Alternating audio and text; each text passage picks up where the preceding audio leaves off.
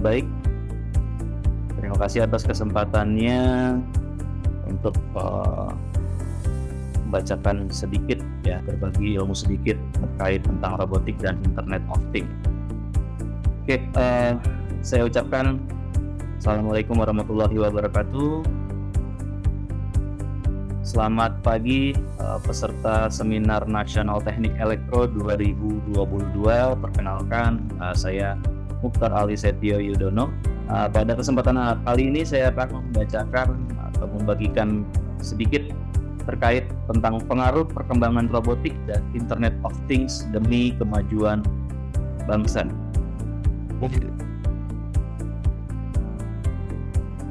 Sebelum dimulai, ini adalah sedikit profil singkat saya yang tadi sudah dibacakan juga oleh moderator.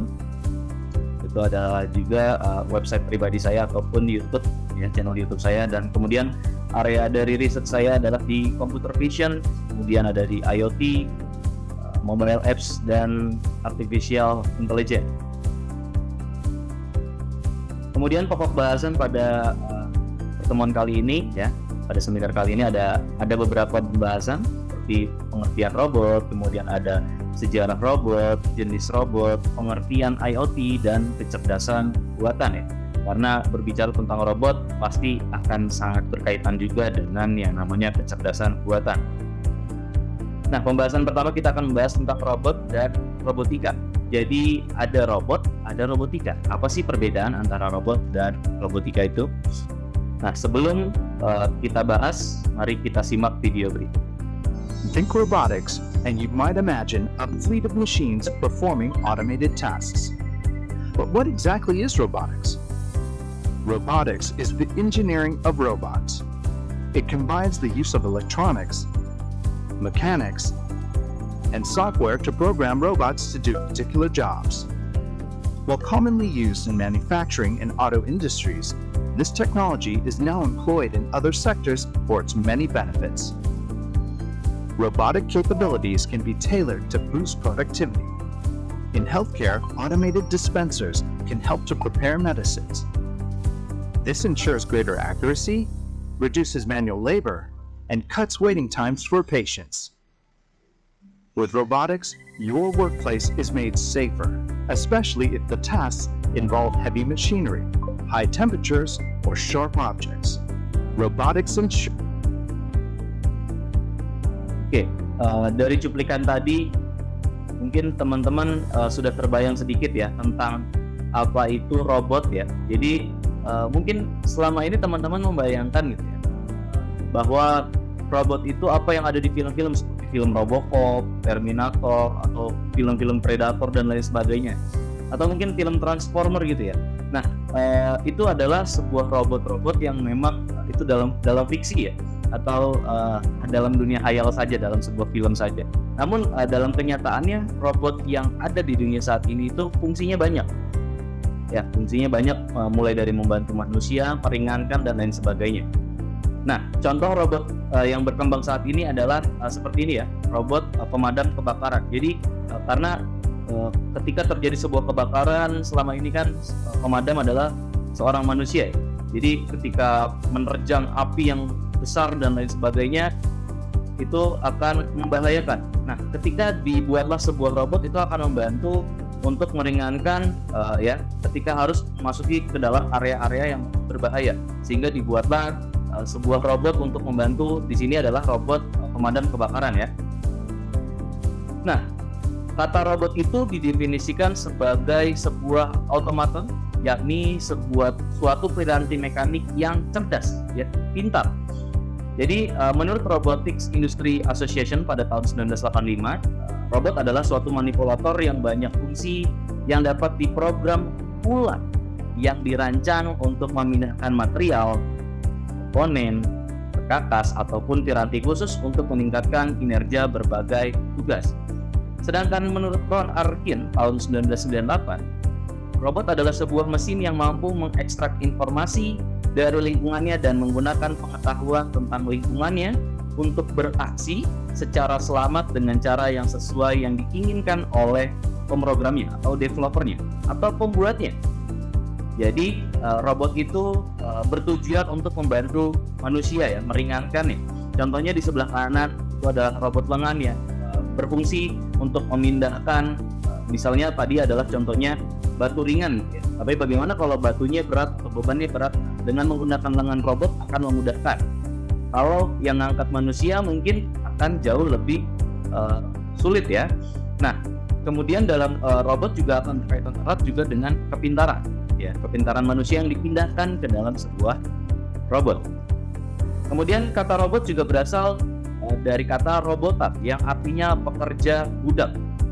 Nah, istilah robot dikenalkan oleh Karel Čapek pada tahun 1921 dan kata robotics digunakan pertama kali di Rundown yang dipublikasikan oleh Isaac Asimov tahun 1942. Nah, di sebelah kanan juga ada contohnya ya, drone. Kita sama-sama tahu bahwa ada yang namanya drone. Nah, drone juga merupakan sebuah robot, ya, merupakan robot terbang.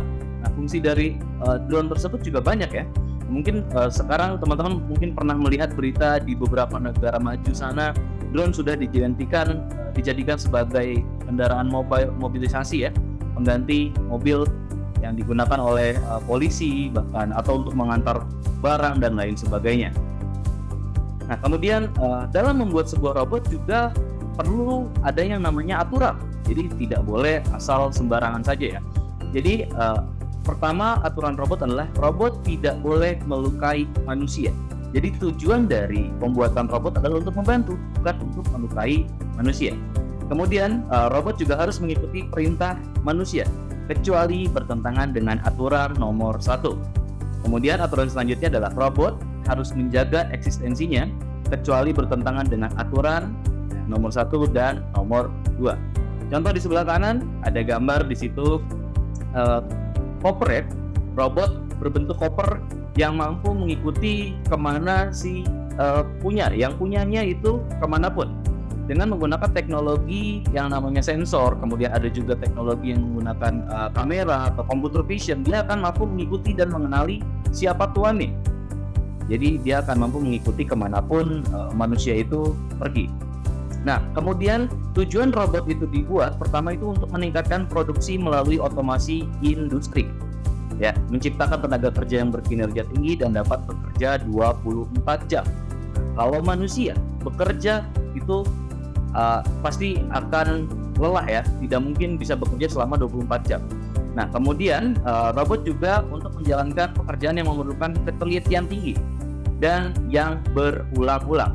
Manusia adalah mempunyai sifat yang mudah bosan, kemudian tidak teliti dan lain sebagainya. Sehingga dengan diciptakannya sebuah robot, itu akan membantu pekerjaan-pekerjaan yang memerlukan ketelitian tinggi dan yang berulang-ulang itu akan jauh lebih cepat.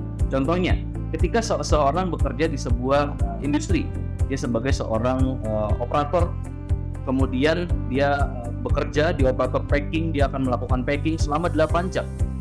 Tentunya itu akan berulang-ulang dan sangat membosankan. Ya, seperti itu. Kemudian itu dilakukan selama 8 jam dalam satu hari. Bagaimana kalau seminggu? Bagaimana kalau 1 bulan? Bagaimana kalau 1 tahun, 20 tahun dan lain sebagainya?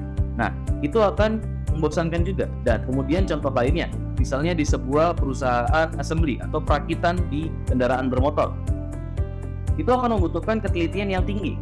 Bagaimana mengencangkan sebuah baut, memasangkan sebuah komponen-komponen lain, itu akan membutuhkan ketelitian yang tinggi. Nah, bisa saja kalau manusia yang mengerjakan semuanya, itu akan terjadi human error, sehingga terjadi sesuatu hal yang tidak diinginkan. Misalnya, ketika sudah diproduksi, selesai dan lain sebagainya, ada satu baut yang memang kurang kencang terpasangnya, kemudian akan mempengaruhi lepasnya dari ban kendaraan tersebut. Nah, itu akan membahayakan si pengguna kendaraan tersebut. Jadi dengan menggunakan robot akan mengurangi dampak dari kesalahan dari manusia.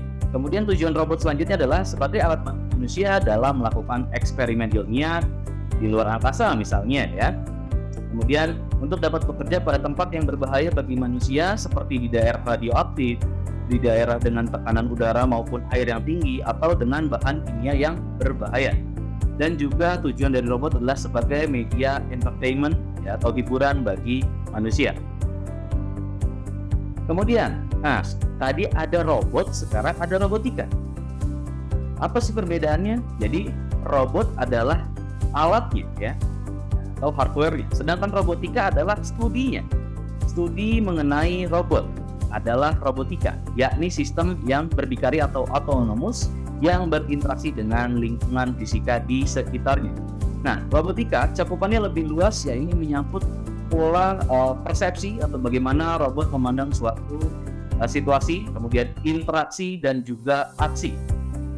Jadi perbedaan antara robot dengan robotika adalah robot adalah alatnya atau hardware, sedangkan robotika adalah studi yang membuat sebuah robot. Nah, robot juga mempunyai banyak jenis. Oke, klasifikasi pertama ada industrial robot ya. Kemudian ada service robot yang terbagi lagi menjadi kebutuhan manusia dan equipment needs ya. Kemudian ada klasifikasi kedua ada fixed robot dan mobile robot. Fixed robot artinya robotnya hanya diam di satu tempat saja. Ya. Sedangkan mobile robot adalah robot yang mempunyai kaki ataupun roda. Contohnya seperti ini. Ini adalah contoh dari robot industri yang mampu meringankan pekerjaan-pekerjaan manusia dalam bidang industri. Kemudian ada robot ya, mobile. Di sini ada robot humanoid berkaki, contohnya ya, robot humanoid berkaki Asimo dari Honda. Kemudian ada juga robot beroda. Nah, robot beroda ini robot yang mempunyai roda. Jadi contohnya seperti mungkin pemadam kebakaran, robot pemadam dan lain sebagainya itu biasanya menggunakan roda. Tapi ada juga yang menggunakan kaki ya. Nah, kemudian ada service robot. Nah, service robot adalah robot yang melayani manusia. Contohnya di sini robot yang mampu misalnya menuangkan atau menyiapkan makanan dan lain sebagainya atau obat untuk membantu manusia. Nah, ketika teman-teman ingin belajar membuat sebuah robot, teman-teman juga harus mempelajari beberapa materi ya, atau khususnya seperti mechanical engineering. Teman-teman juga harus mengerti tentang matematik. Kemudian ada electrical engineering, control engineering, dan bahkan juga computer engineering. Karena dalam membuat sebuah robot itu tidak hanya menggunakan sebuah alatnya saja atau mungkin fisiknya saja, tapi juga kita harus membuat sebuah sensor ya, memasukkan sensornya, aktuatornya, dan juga memprogram dari si robot tersebut atau otak robot tersebut untuk mampu mengikuti seperti yang diinginkan oleh pemrogramnya. Analoginya seperti ini dalam pembentukan sebuah robot. Kita adalah seorang manusia ya. Manusia itu pusat dari manusia itu adalah otaknya. Nah, otak itu akan memproses kuping, mata, mulut, tangan, hidung, kaki, dan lain sebagainya sehingga terbentuklah manusia. Sehingga kita mampu menggerakkan semuanya. Otak adalah sebuah pusat kontrol. Kalau dalam robot, otak adalah microcontrollernya. Ya, mikroprosesornya atau microcontrollernya, sedangkan di dalam manusia adalah ada otak atau makhluk hidup adalah otaknya untuk mengendalikan semuanya, mulai dari pendengaran, penglihatan, kemudian mengecap dan lain sebagainya itu dengan menggunakan otaknya. Nah, ketika teman-teman ingin membangun sebuah robot, teman-teman memerlukan beberapa komponen. Ya, kita mulai dari utamanya yaitu microcontroller, bisa juga menggunakan microprosesor dan lain sebagainya. Itu sebagai otaknya ya. Kemudian kita juga membutuhkan kabel, baterai, frame-nya, chassis ya. Kemudian ada komponen pendukung, ada sensor dan juga ada aktuatornya atau penggeraknya. Jadi kita membutuhkan banyak komponen. Ini adalah secara sederhana. Untuk sensor misalnya, kita membutuhkan beberapa sensor. Biasanya robot itu tidak menggunakan satu sensor saja, tapi biasanya lebih dari 2 sampai dengan sekian, tergantung dengan kebutuhannya. Kemudian berbicara tentang robot, kita akan berkaitan erat dengan yang namanya kecerdasan buatan. Nah, apa itu kecerdasan buatan? Sebelum itu, kita lihat video berikut.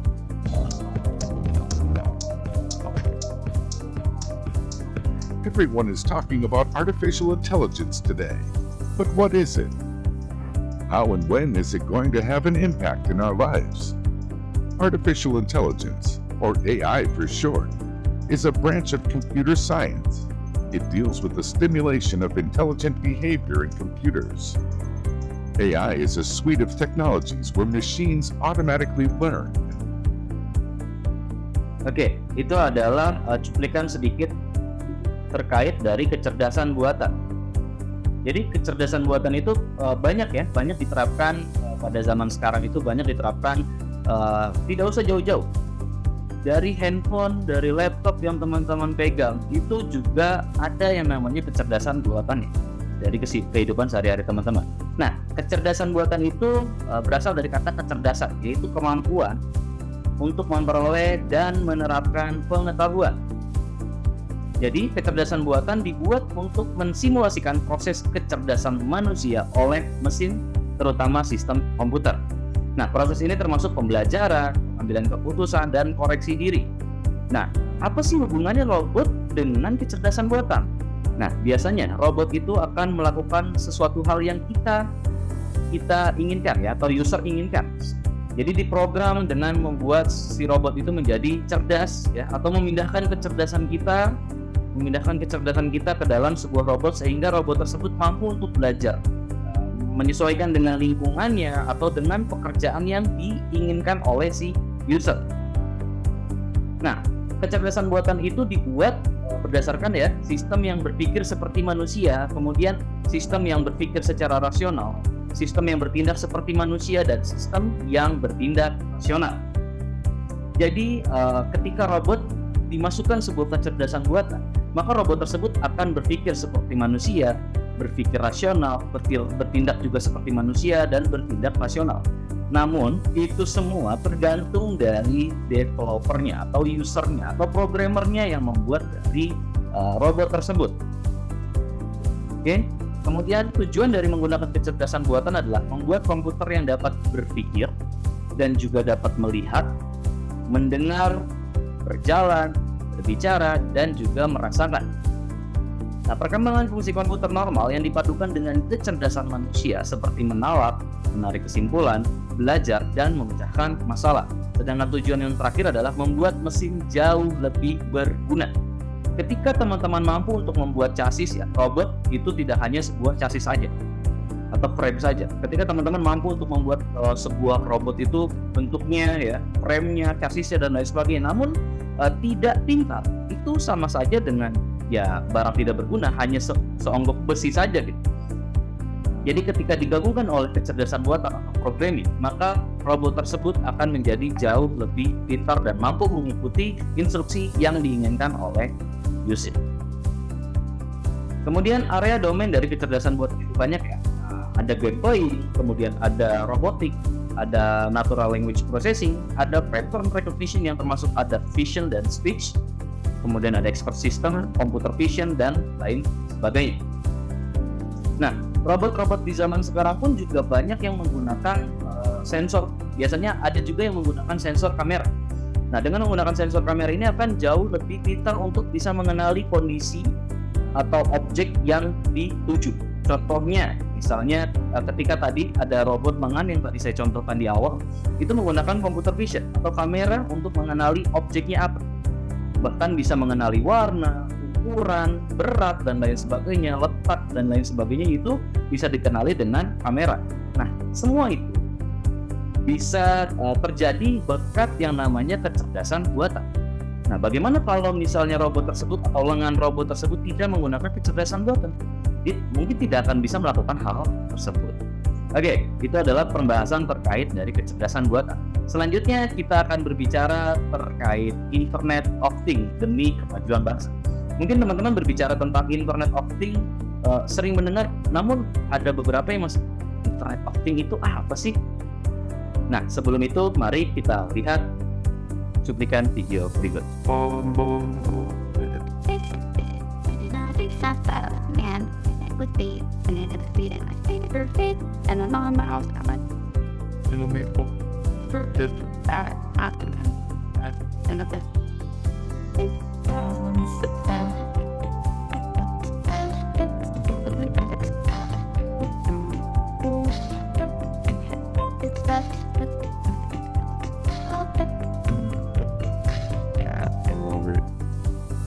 Oke, itu adalah sedikit cuplikan dari Internet of Things. Jadi mungkin secara mudahnya seperti ini. Internet of Things adalah sebuah sistem atau konsep di mana objek tertentu punya kemampuan untuk mentransfer data melalui jaringan internet sehingga user atau manusia mampu mengontrol sebuah alat. Misalnya, mungkin teman-teman sering melihat ada yang namanya bohlam lampu pintar. Jadi teman-teman tidak perlu tuh yang namanya menggunakan switch lagi untuk mematikan atau menyalakan. Cukup teman-teman mengontrol dari handphone teman-teman. Misalnya contohnya teman-teman ketika berada lagi di luar kota, kemudian teman-teman mau menyalakan lampu yang ada di rumah teman-teman yang beda kota. Teman-teman bisa menyalakan lampu tersebut dari jarak jauh dengan menggunakan Internet of Things. Mudahnya seperti itu. Nah, jadi teknologi Internet of Things ini ditemukan pertama kali oleh Kevin Ashton pada tahun 1999. Nah, Internet of Things terdiri atas dua bagian, yaitu Internet yang mengatur konektivitas dan things yang berarti objek atau perangkat. Nah, things memiliki kemampuan untuk mengumpulkan, menyimpan, proses data dan mengirimkannya ke internet. Nah, konsep dan cara dari Internet of Things atau IoT. Tiga elemen utama dari IoT itu pertama ada perangkat koneksi ke jaringan internet. Kemudian kita juga membutuhkan cloud, data center, tempat untuk menyimpan aplikasi dan database, serta barang fisik yang dilengkapi modul IoT seperti sensor, microcontrollernya atau mikrokomputer, alat kontrolnya dan lain sebagainya. Nah, cara kerja IoT adalah setiap benda yang terhubung dengan internet dapat diakses kapan saja dan di mana saja. Oke, contohnya misalnya seperti ini. Teman-teman ketika lagi di luar, kemudian teman-teman setelah habis menyalakan lampu, nah teman-teman ingin mematikannya, tapi teman-teman kondisinya adalah sedang berada di luar rumah. Nah, jadi bayangkan ketika kita meninggalkan rumah dan lupa mematikan TV. Jadi kita bisa mematikan TV dari jarak jauh dengan hanya mengirimkan pesan ke rumah kita untuk mematikan TV. Namun hal tersebut harus terkonek ke internet. Jadi TV kita harus terkonek ke internet. Kemudian kita juga harus terkonek ke internet untuk mengontrol, mematikan atau menyalakan lampu dari jarak jauh atau TV dari jarak jauh. Contoh lainnya adalah CCTV. Nah, bahkan bila terjadi kecelakaan, CCTV di jalan raya dapat mendeteksi adanya kecelakaan lalu lintas, lalu mengirimkan informasi pada sistem dan menggambarkan ke rumah sakit terdekat untuk mengirimkan ambulans. Ini adalah contoh kasusnya.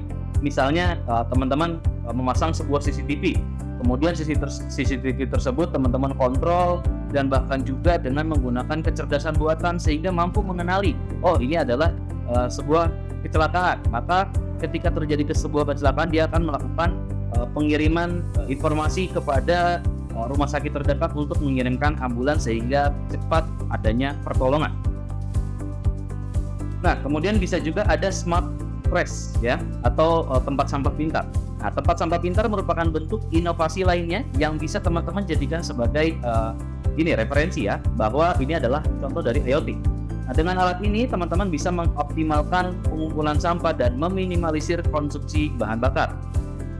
Nah, sistem pada tempat sampah sendiri akan memberikan notifikasi mengenai jumlah dalam bak tersebut serta suhu dari bak tersebut.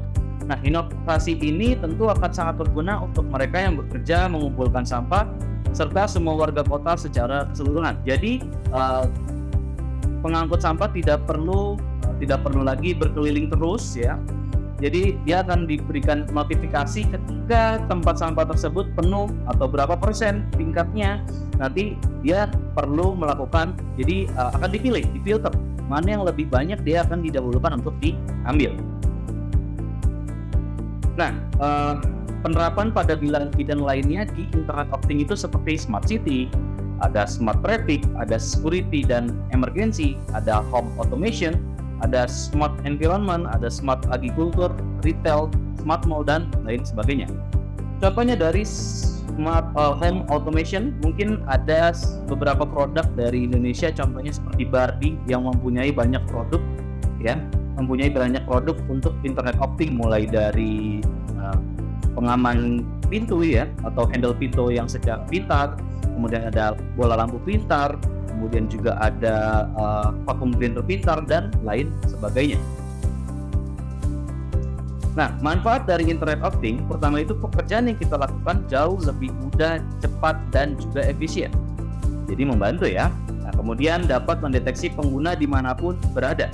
Contoh sederhananya, kita tidak perlu mengecek bahan-bahan makanan yang ada di dalam kulkas, karena di kulkas sudah ada sensor atau modul IoT yang memberitahukan kita melalui SMS ke smartphone bahwa ada makanan yang habis. Itu adalah contoh salah satu kasus dari manfaat Internet of Things. Nah, kekurangan dari Internet of Things juga ada beberapa ya, misalnya keamanan. Jadi IoT itu menciptakan ekosistem perangkat yang terhubung secara konstan yang berkomunikasi melalui jaringan. Jadi sistem ini menawarkan sedikit kontrol meski ada tindakan pengamanan. Ini membuat pengguna terpapar berbagai jenis penyerang ya. Maksudnya seperti hacker dan lain sebagainya. Kemudian ada privacy. Kecanggihan IoT menyediakan data pribadi yang substansial secara ekstrim tanpa partisipasi aktif dari si usernya. Kemudian ada kompleksitas dan juga ada fleksibilitas. Ya, banyak yang peduli dengan fleksibilitas sistem IoT agar mudah berintegrasi dengan yang lain. Mereka khawatir menumpahkan diri mereka dengan beberapa sistem yang bertentangan atau terkunci. Oke, mungkin itu saja yang bisa saya sampaikan. Saya mohon maaf jika ada kekurangan ataupun kesalahan dalam penyampaian saya mengenai tadi ya, robotika, kecerdasan buatan, dan juga Internet of Things.